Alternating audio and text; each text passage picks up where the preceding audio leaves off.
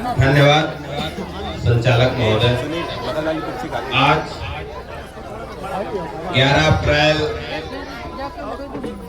के दिन आपके दुर्गा प्रोग्राम में ये बहुत महत्वपूर्ण कार्यक्रम आयोजित हुआ है।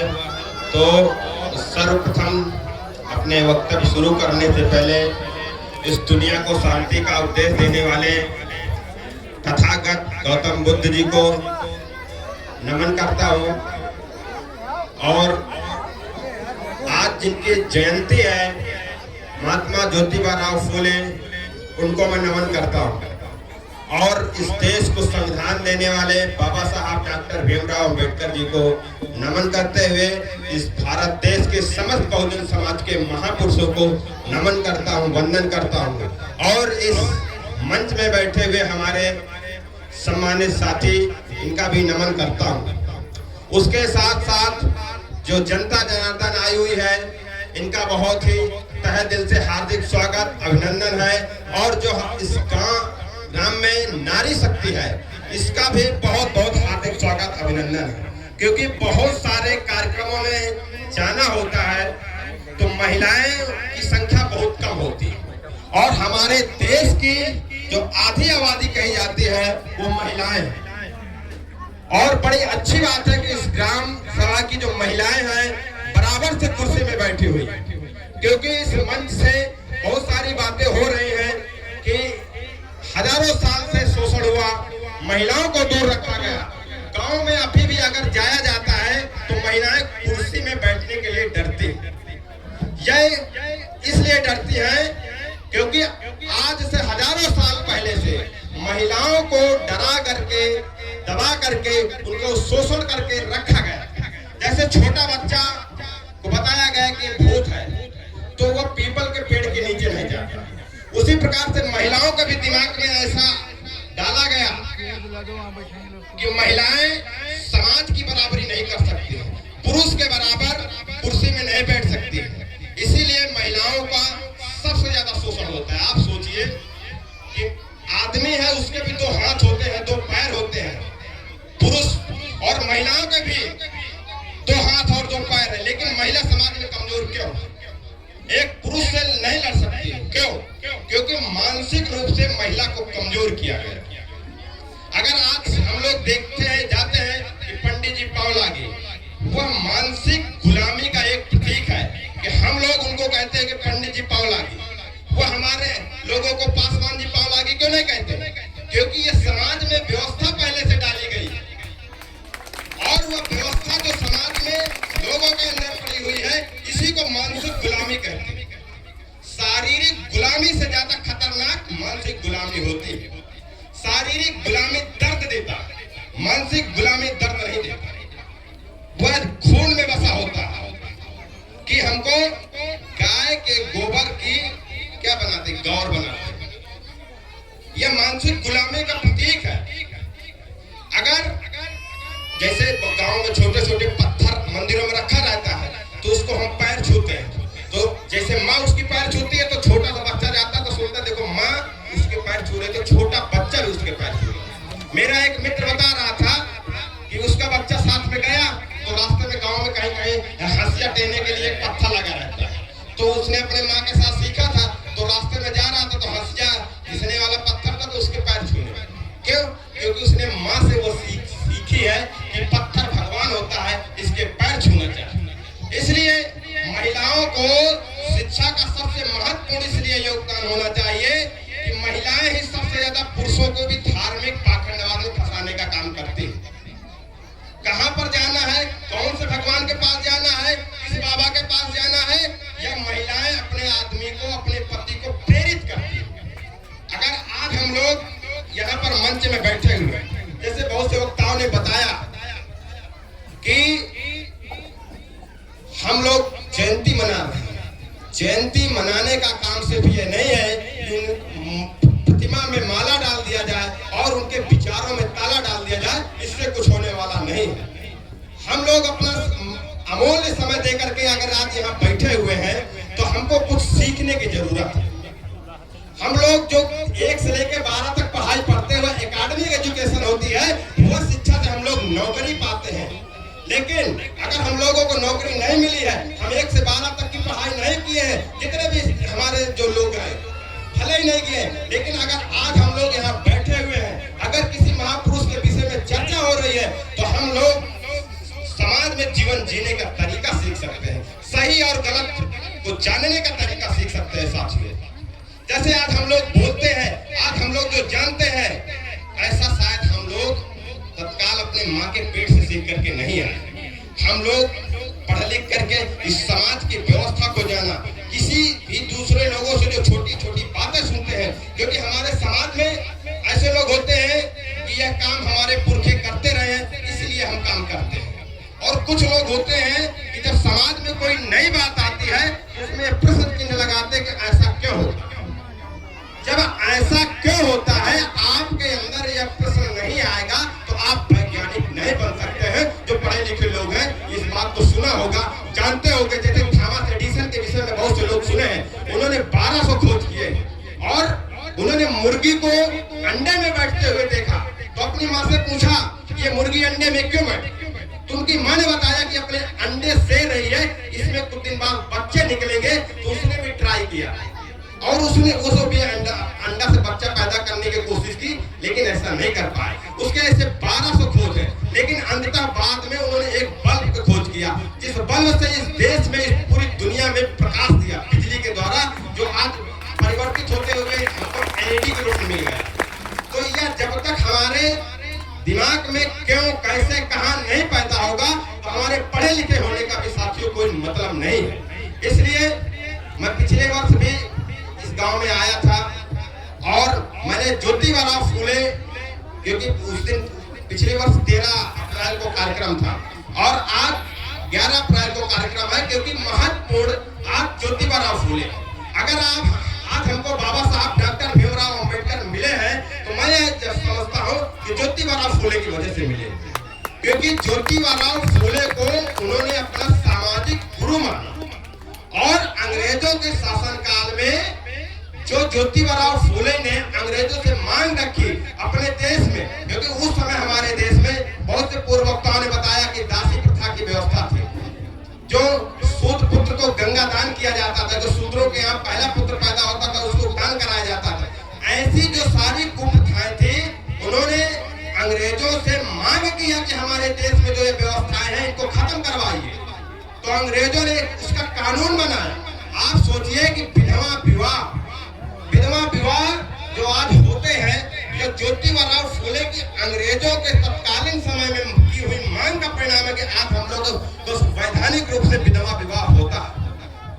नहीं, उस समय सती प्रथा थी, और यदि सती प्रथा को जब रोका गया तो उसके बाद भी यह प्रथा थी कि महिलाओं के बाल मुड़वा दिए जाते थे। ऐसी कुप्रथाओं को आज बदलते हुए आज हम लोग इस परिवर्तन के मार्ग पर आए हुए हैं साथियों। पूर्व वक्ताओं ने बताया बाबा साहब ने किस प्रकार से मांग किया वोट के। हमारे देश में वोट की लोग कीमत लगाते हैं। जैसे चुनाव होता है ग्राम पंचायत से लेकर के लोकसभा विधानसभा तक में, हम लोग अपनी वोट को पैसे की कीमत लगाते हैं। कुछ लोग शराब में बिक जाते हैं। साथियों आप सोचिए, जिस वोट को आप बेचते हैं, बाबा साहब ने उस वोट को अधिकार दिलाने के लिए अपने बच्चे के अंतिम संस्कार में नहीं शामिल हुए हैं, और अपने बच्चे को अंतिम संस्कार में न शामिल होकर के गोल में सम्मेलन में जाकर के यह बात कही, क्योंकि उस समय यह मांग चल रही थी कि वोट किसको दी, किन किन को इस देश में वोट देना चाहिए, किन किन को वोट नहीं देना चाहिए। तो इस देश के जो प्रबुद्ध समृद्धवान लोग थे वो चाहते थे कि देश में सबको वोट देने का अधिकार न मिले। जो शिक्षित है उसको वोट देने का अधिकार होना चाहिए, जो टैक्स दे, जो सरकार को टैक्स दे, वह वोट देने का अधिकार। ऐसा क्यों? क्योंकि इस देश का जो बहुसंख्यक समाज है, जिसको आज हम लोग ओबीसी समाज कहते हैं, SC ST समाज कहते हैं, जिसको बहुजन समाज कहते हैं, जिसको PTA समाज कहते हैं, उनके पास ना तो शिक्षा थी ना धन था। जब शिक्षित नहीं रहेंगे तो वोट देने का अधिकार नहीं रहेगा, जब धन नहीं रहेगा तो टैक्स कैसे देंगे। तो वह आप लोगों को अधिकार नहीं दिया जा रहा था। इस अधिकार को बाबा साहब ने दिलवाया, क्योंकि आप वोट देने का अधिकार होगा तभी तो आपको चुनाव लड़ने का अधिकार होगा। जब वोट दे ही नहीं सकते तो आप चुनाव कैसे लड़ेंगे। तो मेरे माननीय साथियों, हमको यह समझने की जरूरत है कि जिस वोट को हमारे महापुरुष ने अपने बच्चे की कुर्बानी कर करके हमको वोट दिलाने का काम किया है, उस वोट को हम बिल्कुल सही व्यक्ति को वोट दें। अपने देश की राजनीतिक सत्ता, अपने गांव की राजनीतिक सत्ता को ऐसे लोगों के हाथ में कभी न दे जो लोग हमारा शोषण करें, शोषणकारी समाज की व्यवस्था करें। इसलिए जैसे बहुत से महापुरुषों की तस्वीरें लगी हुई, हमको इन महापुरुषों के विषय में जानने की जरूरत है, क्योंकि हम लोग अक्सर चर्चा करते हैं बाबा साहब डॉक्टर भीमराव अम्बेडकर, बहुत ज्यादा हो गए तो आप जैसे ज्योतिबा फूले के हो गए। लेकिन मैं ये बताना चाहूंगा संत रविदास जी ने भी, जो आज हम लोग आपके गांव में आकर के मंच से बड़ी बड़ी बातें कर रहे हैं, ये कोई बहुत नई बात नहीं है। मैं बताना चाहूंगा ऐसे उपदेश विचार आज से 500-600 साल पहले हमारे देश में महापुरुषों ने जन्मा और उस आंदोलन को चलाते रहे हैं। उस जो शोषणकारी व्यवस्था थी उसको लड़ते रहे हैं।